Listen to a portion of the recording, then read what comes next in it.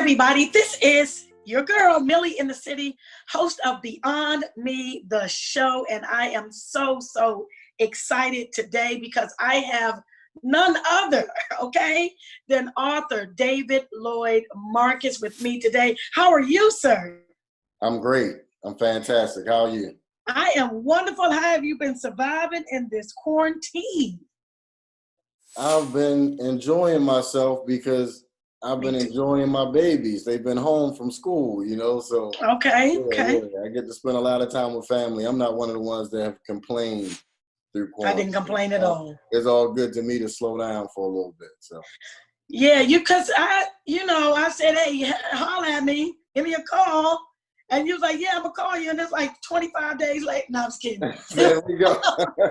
Because you were working on so many projects. But yes. You, sir, I was scrolling. I follow you on Facebook. And I was scrolling, as I usually do, through Facebook.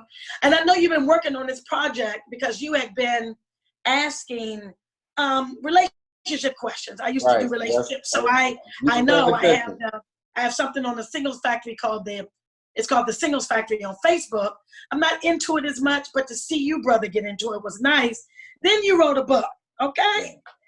And you wrote a book called Relationships. So I can cuss on here, okay? Look, it's all one word, so it's not a cuss word. I just made up relationships. Right. The Black Book. And some of the chapters you have revealed, we're going to get into that in a few moments. But why on earth did you feel it necessary to write about relationships, period? Well, relationships is just a passion of mine. I always tell people I was always that friend. You have that one friend that you One friend. Well, I'm friends with a lot of people, and so my line was always blowing up with calls because people love my objective opinion. Like, I don't give a biased one. And they love my perspective. I've been through a lot. My experiences really inspired me. And with this book, after being married for 7 years and divorced and me and my ex-wife went through 7 marriage counselors before we hit. Right. And so I never heard that before. So this book was kind of therapeutic for me to write, get out my frustrations. And to me, like, I feel today, the state of relationships is just a joke. And that's where, and it's kind of BS. And so that's what made me, I was like, you know what? People love the way I write. I said, I'm going to write a relatable book that speaks directly to what we're experiencing now, something that I wish I actually read while I was in counseling. Like, I feel like you can give this book to couples to make them aware of what they're actually doing, because sometimes we don't see ourselves, but this is definitely a book of accountability for sure. I love that. And I hear a little Baltimorean kind of accent, sir. Yeah, born and raised. You're going to hear a lot of twos and U's. I love that. I love that because I started off with relationships. I started off with speed dating and things of that nature. And I wanted to be a relationship kind of guru and things of that nature. And I'm going to be honest with you, it was a little more difficult than I thought because, it's different. Oh, why you in a relationship? And you blah, blah, blah. I'm like, okay. And then it's just so many intricacies to it. Mm-hmm. And then if you are not honest with yourself, nothing happens. It's called being alone. Yeah. And so through that, I did learn a lot about myself. And I talked to men. I talked to some women, but I felt better talking to men about it. And men were giving me all sorts of advice. Then I had to change myself. So before we get into the chapters of your book, there are a couple of titles behind your name that no one knows about. So you're a producer. Yes. Writer. Director. Yes. And author. Like I said, this is my 3rd book. Actually, my 4th that I penned, but my 3rd person. How does it feel? Like, how does it feel? I love it. Like when I had that moment that I discovered, because I always tell people, I think your gifts, you have your entire life. Right. You just discover what your gift. Right. And once I discovered that gift, it's been no looking back from ever since. I dream about stories. If I always tell people, if I'm in the room with people, you at a party, I'm seeing a story. So you might be yourself at a party, I'm seeing scenarios, stories, and characters. And that's just how my mind works. It's like once I tap into it, I can't turn it off. So I love it. I love it. I think I became a poet after I was a rapper. Okay. They tell me about that off camera. I tell you that. No, and I became a poet, and everything I saw, not even everything I saw, it would just come to me in the shower. Mm-hmm. And so that's why it's going to sound funny, but I appreciated Hustle and Flow, because I understood when he pulled over, like, hold on for a second, let me write this down. Yes. I've jumped out of showers. I've written poems in my dreams, which really pisses me off because I completely forgot about it. The next day, I was like, no, So what we're going to do is we are going to talk about your passions. We're going to also talk about these chapters because they're very crafty titles for these. I'm like. And so in these chapters, before we go to break, did you see yourself in all of these chapters and your relationships? The majority.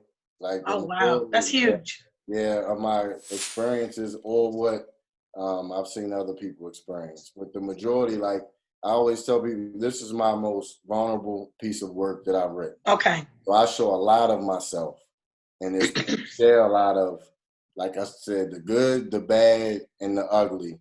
Because again, and in the chapters, I've said not in the way of even glorifying anything that I've done, but hopefully somebody can learn from what I've done, because it's consequences to certain behaviors. And I talk about how it made me feel, yeah. So we're going to take a quick break. Lord Jesus. We'll be right back. This is Millie in the City for Beyond Me, the show. We'll be back.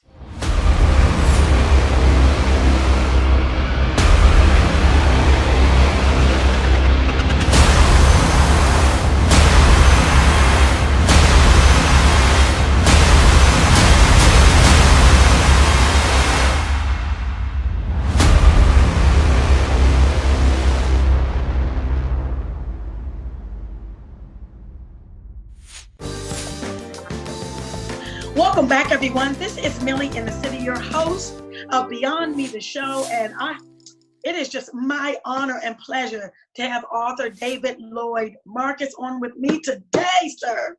Thank you. Thank you for having me. Before we get into your book, Relationships, because I'm just going to say that all day long. Look, that's going to be a worldwide term. It's in my crawl, right? Like, nah, boo, you're not in an entanglement. It's a relationship. Okay? Yeah, that's it. The Black Book.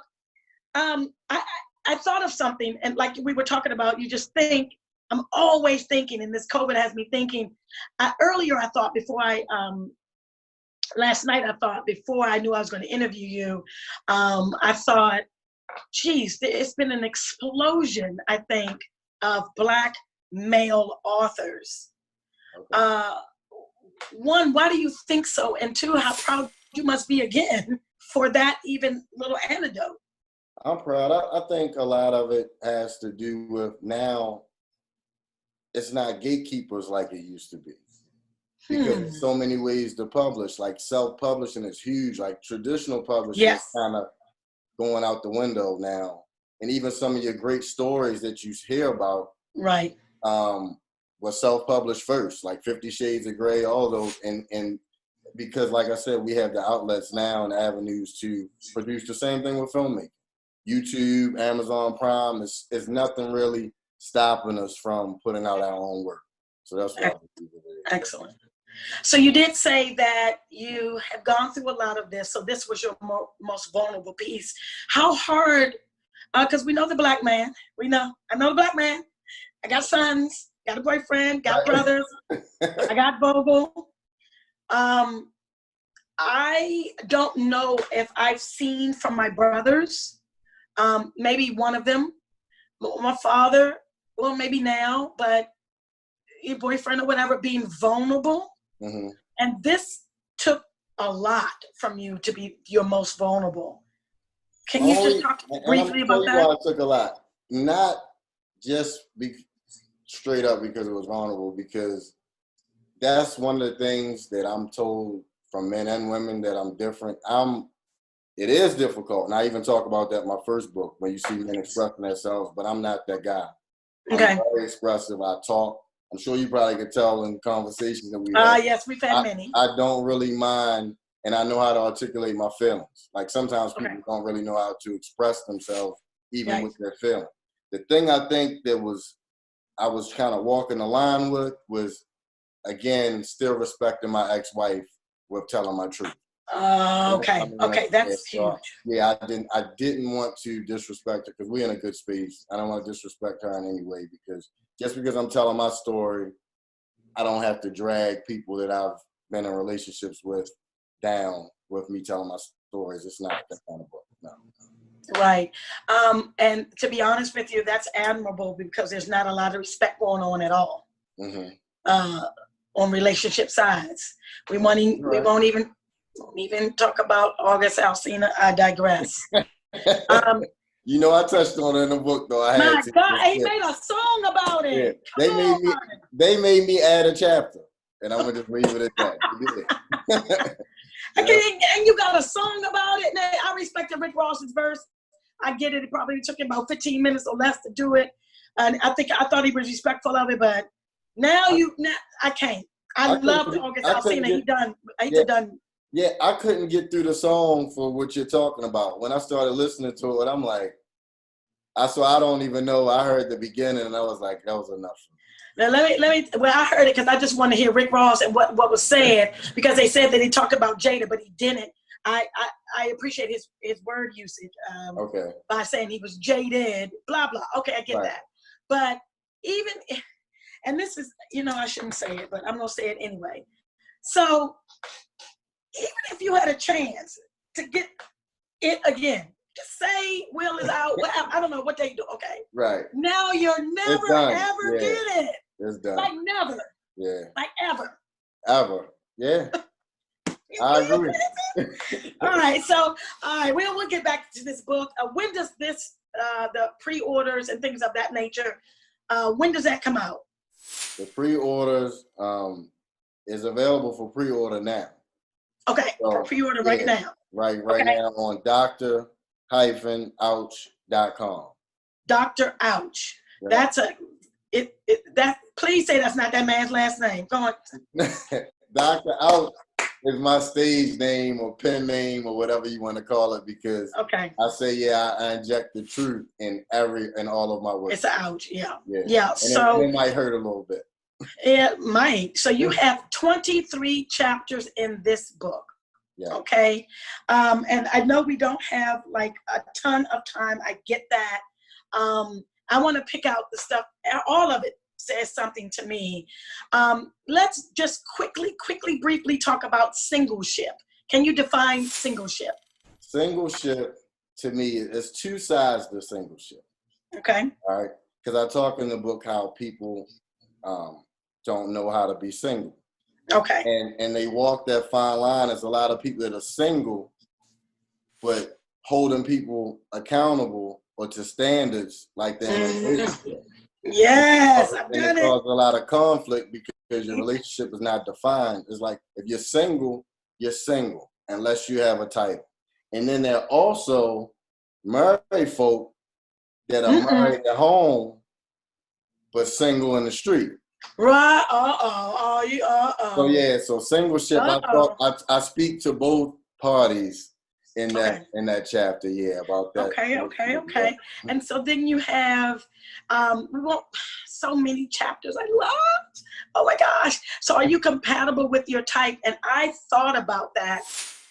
We won't go into it because I had to think of provoke thought. Yeah, go ahead. I had to that's provoking thought because I wanted to know, because I'm a sign kind of compatibility, if you're my sign and things of that nature. And so for me, the Geminis is out the door. I will never date a Gemini again. I will smother him with a pillow, but I will never date him ever. But you also have to think about what your type is. Mm-hmm. Okay? And what your type is, throw it out the damn window. Mm-hmm. Revisit, come back to the window like, hold up, let me revamp this. For me, that's what happened to me. Because what's my type? Someone that treats me well? Oh, okay. So anyway, what we'll do is we'll take a break. I love where you went with that, because you see how I did that. When you get the book, you'll see, but you're going in the right direction. I'm gonna say that. Yeah. Got it. So what we'll do is we'll take a quick break, and we will try to delve into as many chapters as we can. I know we don't have long. We've got things to do. So we'll be right back. This is Millie in the City for Beyond Me, the show. We'll be right back.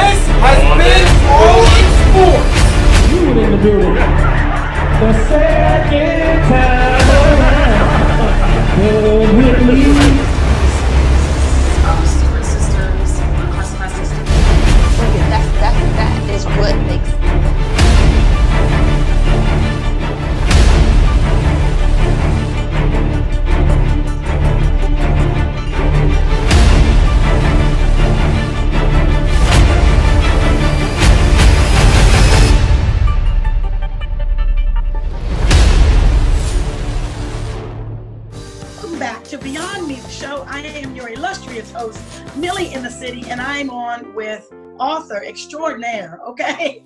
David Lloyd Marcus. Thank you so much for taking the time to speak with me today. Thank you for having me. We are talking about your new book that is on sale for pre-order right now, called Relationships, the Black Book. Still love the title. Going to be saying that all the time. Need to get my copy pre-order. So I will be getting my copy today. I'm excited. We were talking about the chapters in your book.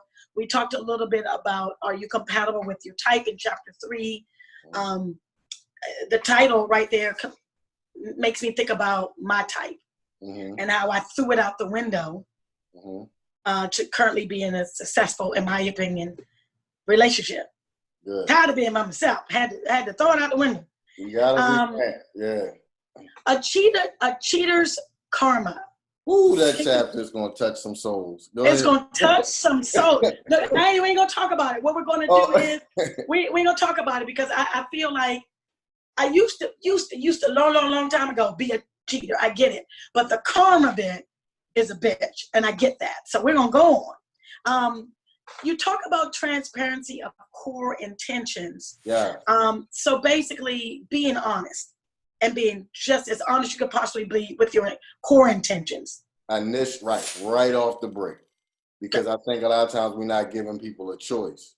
And there's I never did. Yeah, it's that representative. Right. And then they get to know, it's like, and then now we're mixed. Like, are we in a relationship? Are we not? Like, you should tell somebody right off the break. Right. Basically what your intentions are, and you can decide whether that's the person for you or not. I love that. And you asked a question in chapter 6. Do you live in toxic land? Woo. Ooh. Okay. I don't even know. I think toxic land also probably includes, I didn't read the book, but I'm just imagining that toxic land includes, the bad boys for us.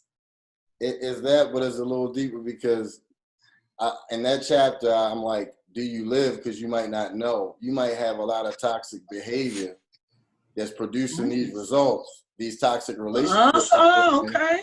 And you might take or make light of certain behaviors, and it's like, no, like I believe the little fox has spoiled the vine. That's what the scripture says. Yeah, so all of these little behaviors will amount to this big thing. And so okay. when I talk about toxic land, I'm like, do you live there? Do you like it there?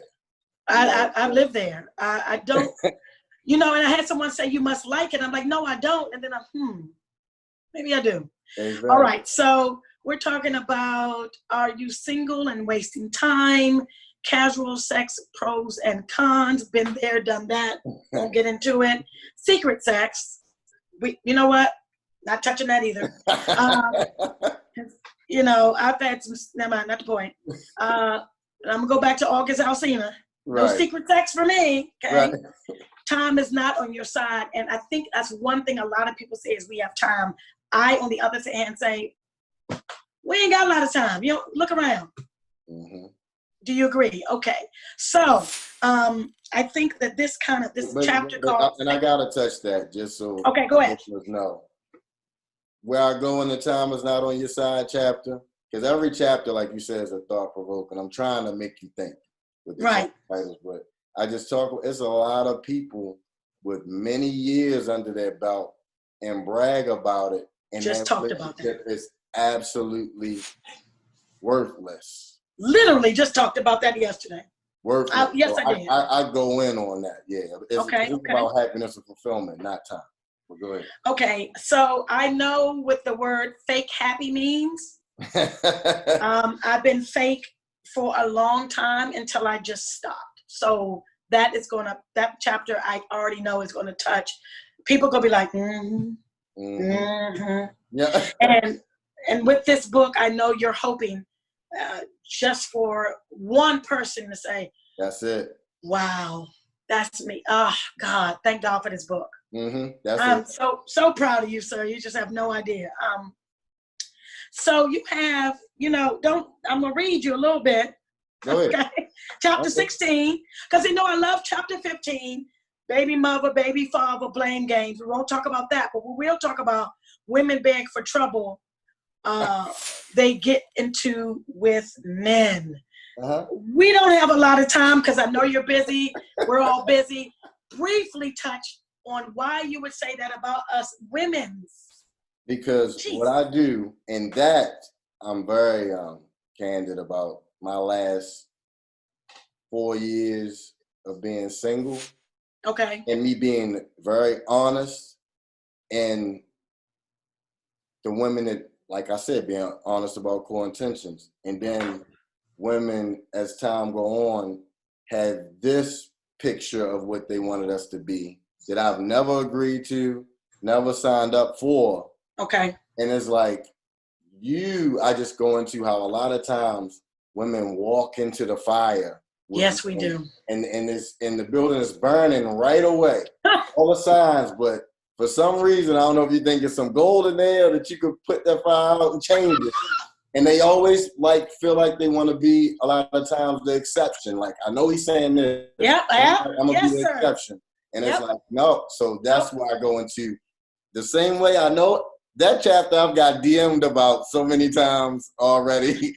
And I'm like, wait till you read it. You'll see where I'm going with it. Right. I love that. And I take that chapter as to something I've been saying all along. When I take it spiritual, I think that what happens is that God has neon signs. Mm-hmm. And, you know, you be like, you open up the door, like, but God, I love him. And God has this big neon sign, this is the back of my thing, saying, stop. And you go into the door anyway. And God's sitting right there like, don't do it.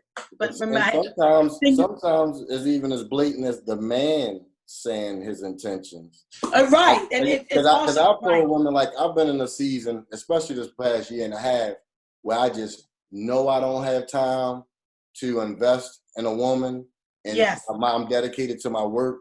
And I'll say that up front, say, I appreciate you. Let's just say you meet somebody and I'm like, I appreciate you being interested. I'm flattered. You're attractive. You seem like a catch, but I don't want to waste your time. Right. Okay. How more plain and blatant can it be? I agree, yeah. And then them following me, and because of my honesty, and they still kind of like my mind, they're like, that's different that he was up front. And then next thing you know, I might get a message like, well, maybe we can just go out for some drinks. Maybe we can just, and I'm like, why are you setting yourself up? Why? Right. Okay. Okay. Exception when I'm honest and upfront. So yeah. Right. So and you know, I know we just have a little bit of time. You're talking about monogamy, and you're talking about you know, that you guys are damaging good women. I love that. I just really can't wait to get the book. The term Marion type, liar, liar. Ladies, are you taking advantage of good men and catering to trash? Yes, we have. But I'm going to stop it there because I got a few more minutes with you. And basically you ended up with, are you in a relationship or relationship? Mm-hmm. And I think if I were honest with myself, I've been in relationships. Now I'm in a relationship, and that's some true honesty for your ass. And it sucks because you're like, oh shit. I've been in a relationship. You know, we have to bring you back on because I really wanted to talk about arrogant lovers. And until recently, I did not know what that was. And I'm surprised you said it in this book. And you just look back, you'd be like, huh, so you were an arrogant lover, you son of a, okay, I digress. So I love it. Tell everybody again where they can find this amazing relationship book. They can go to my website. It's dr-ouch.com. Love it. How much is the book? And you can, the website's on my social media too. My Facebook is David Lloyd Marcus, and my IG is David L. Marcus. I love it. Okay, and so you've got that. How much is the book? $14.99. Okay. Let me get can I cash out? No, I'm just playing. I'm just joking. I'm just joking. I want to thank you today for speaking with me. Very, very happy to talk with you. And I wish this book much success. I know you'll do well. I'm going to go get my copy in a few minutes. And so you just have an amazing day. And you need to be on the bestseller list. I'm afraid of that. Thank you. I believe and praying that this will be. Yep, it's necessary. This is Millie in the City for Beyond Me, the show. Just want to let you guys know that you already are born with wings, so all you have to do is fly. Next time, guys, we will see you later. This is Millie in the City for Beyond Me, the show. Pretty deuces. Bye-bye.